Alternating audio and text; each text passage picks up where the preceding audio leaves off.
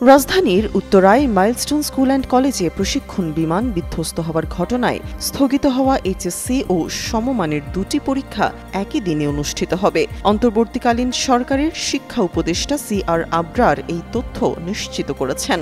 বুধবার শিক্ষা উপদেষ্টা সি.আর. আবরার জানান, ২২ জুলাইয়ের স্থগিত পরীক্ষাটি সকালে এবং ২৪ জুলাইয়ের স্থগিত পরীক্ষাটি বিকেলে নেওয়া হবে। তবে এই দুটি পরীক্ষা ঠিক কবে নেওয়া হবে সে বিষয়ে এখনো কোনো চূড়ান্ত সিদ্ধান্ত হয়নি। সি.আর. আবরার আরও বলেছেন, এইচএসসি ও সমমানের ২২ ও ২৪ জুলাইয়ের পরীক্ষা কবে নেওয়া হবে তা বিজ্ঞপ্তির মাধ্যমে জানিয়ে দেওয়া হবে।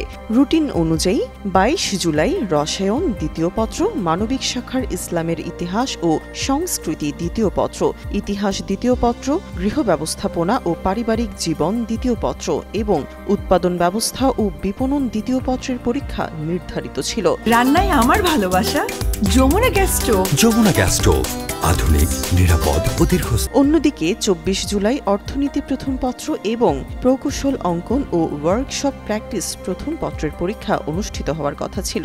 এই স্থগিত পরীক্ষাগুলোই এখন একই দিনে অনুষ্ঠিত হবে।